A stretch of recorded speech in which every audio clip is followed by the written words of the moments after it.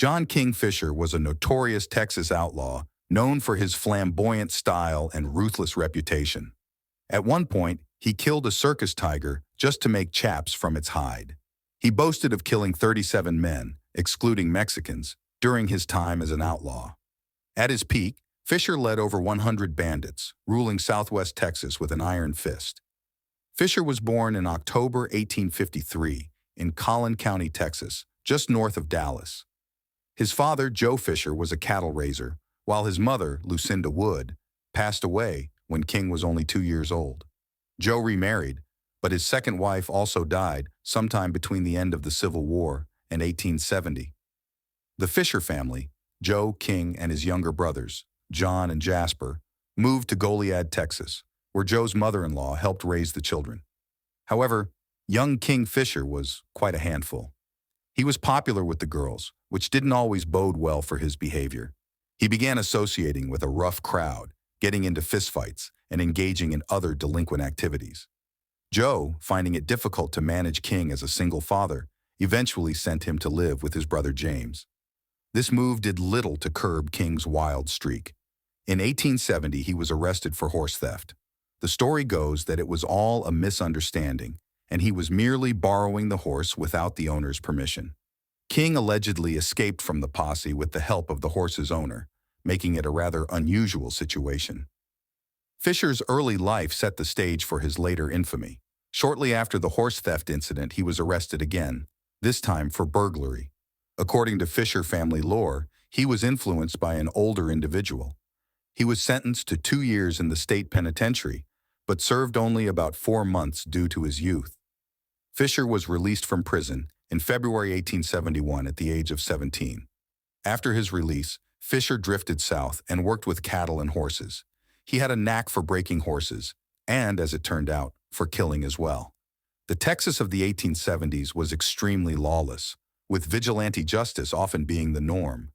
Small farmers and ranchers frustrated by frequent thefts would form posses to take matters into their own hands. This environment influenced Fisher, who joined a vigilante group that soon started committing crimes themselves. By 1871 to 72, Fisher was still a teenager, but had already made a name for himself as a skilled gunman. He became known for his flashy attire and fancy firearms, sporting ivory-handled Colts and wearing ornate clothing. A Texas Ranger once described him as wearing an ornamented Mexican sombrero and a black Mexican jacket.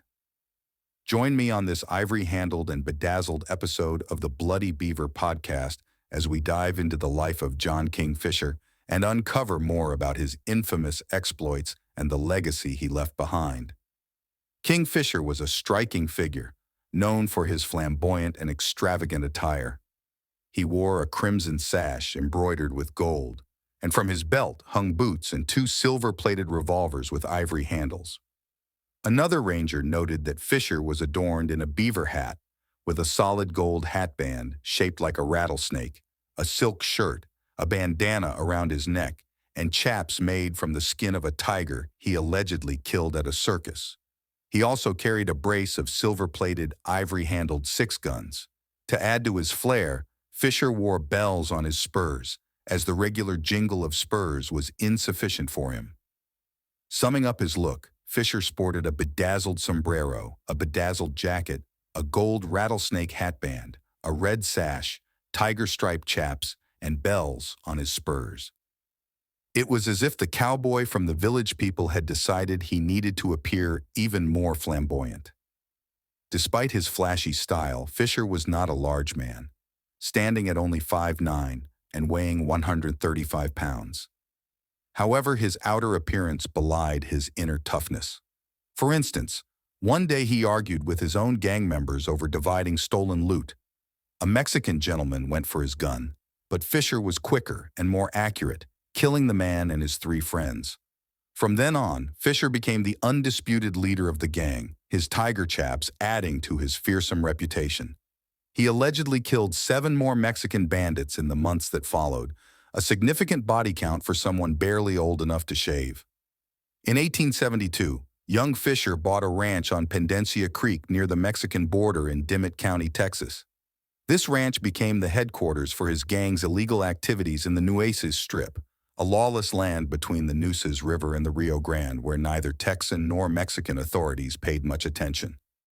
Fisher made it clear that this was his territory by placing a large sign on the road to his ranch that read, "This is Kingfisher's Road. Take the other one." Fisher primarily targeted Mexicans and conducted most of his illegal activities on the other side of the river. Texans had long raided Mexico for livestock, and Mexicans did the same in return. This led to widespread cattle stealing, which in turn caused problems for the Texas Rangers who were trying to maintain peace on the border. They didn't appreciate Fisher's actions, which stirred up trouble. Despite the tensions, Texan and Mexican outlaws occasionally worked together when it was mutually beneficial. Fisher was rumored to have an agreement with future Mexican President Porfirio Diaz, trading stolen Mexican cattle for stolen Texan cattle. According to Texas Ranger Leander McNelly, at the height of his reign, Fisher ruled the area between Castroville and Eagle Pass with an army of at least 100 men. He controlled the entire region of Texas, south and west of San Antonio, to the Mexican border, ruling by fear and intimidation. He once killed a man named William Donovan in a dispute, and later killed 3 more men who were allegedly stealing his horses, which were probably stolen in the first place. Fisher's reign eventually attracted the attention of the Texas Rangers, who had no choice but to intervene. He was arrested many times, but none of the charges stuck because nobody was willing to testify against him. Fisher once boasted that no one in the whole country could be persuaded to testify against him or his clan, and he was right. By then he had faced 6 separate murder charges and 2 charges of horse theft, but all were dismissed. Eventually, Fisher and Ranger McNelly reached a gentleman's agreement. McNelly, a Civil War veteran and commander of the Texas Rangers Frontier Battalion, operated a special force in the Nueces Strip and was known to cross the border illegally to enforce his own brand of law. Remarkably, Fisher did straighten up a little after this stern talking to from McNelly. Kingfisher began doing legitimate ranch work and eventually married a young woman named Sarah Vivian in the spring of 1876. After his marriage, and perhaps in an attempt to reform, Fisher opened another ranch in Maverick County near Eagle Pass. However, despite his efforts to settle down, Fisher retained a deep-seated violent streak. This violent nature surfaced in 1878 when Fisher got into an argument with 4 men. He clubbed one with a branding iron, and when another drew a pistol, Fisher shot him and 2 others who were merely watching the altercation. In 1879, Fisher accidentally shot himself in the leg. The details are unclear, but such incidents are common for those who handle guns regularly. This accident left him with a scar. After abandoning his bandit ways, Fisher turned to law enforcement, becoming the acting sheriff and tax collector of Uvalde County in 1883. In this role, he confronted the Hanahan brothers, Tom and Jim, who were suspected of robbing a stagecoach. Fisher tracked them to a ranch in Real County.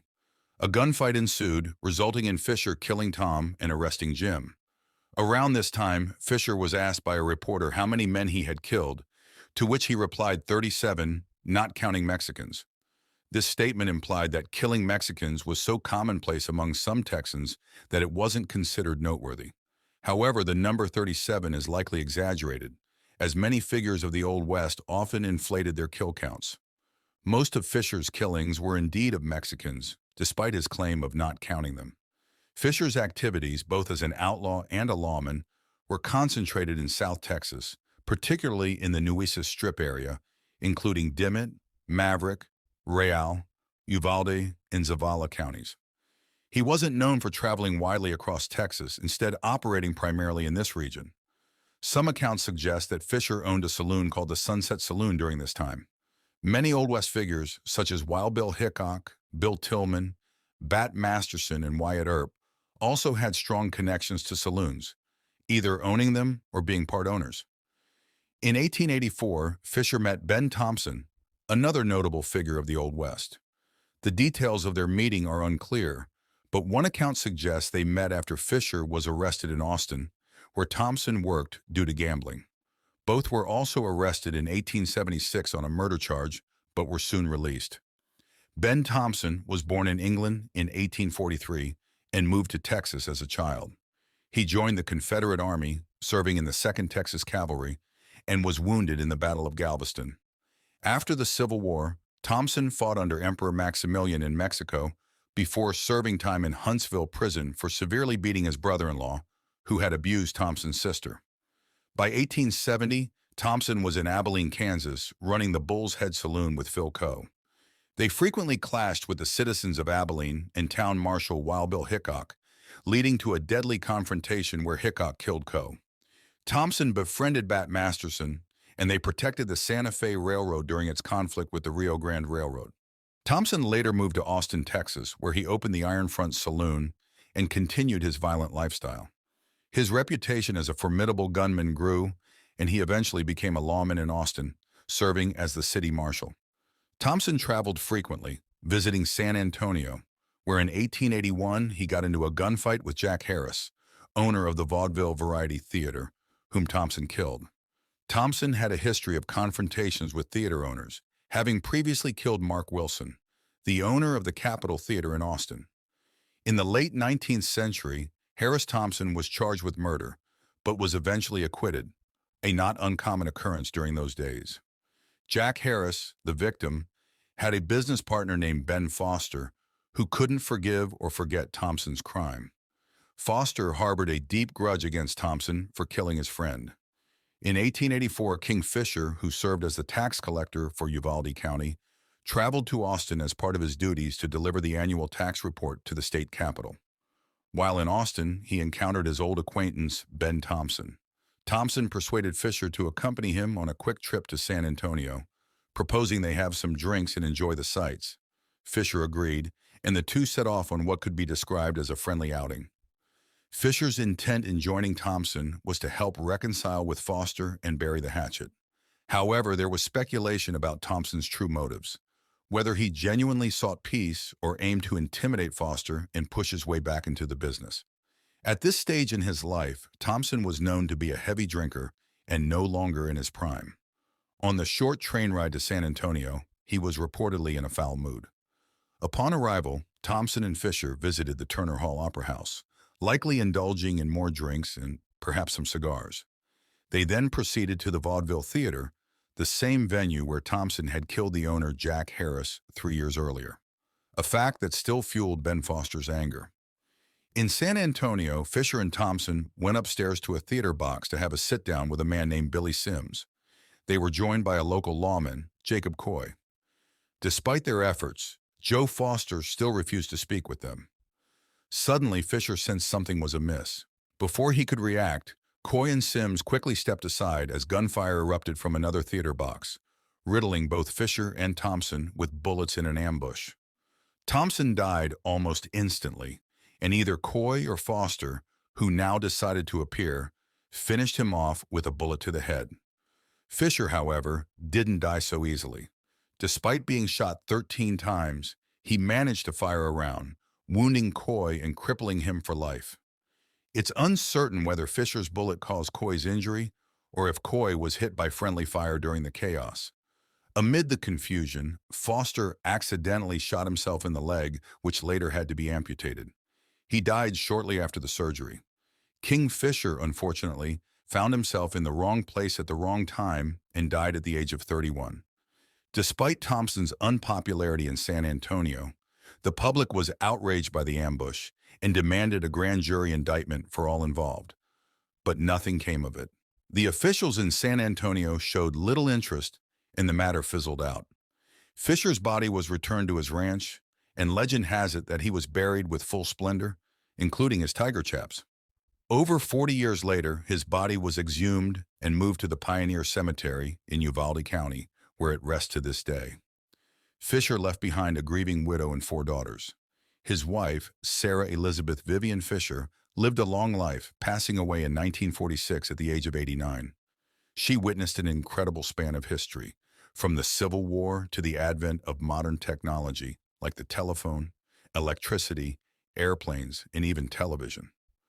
Her life spanned 2 world wars and numerous other historical events. This long and eventful narrative prompts reflection on our own times, filled with rapid and significant changes. from political upheavals to global pandemics and social movements. It makes one wonder what our great-great-grandchildren will say about the historical events we are currently living through.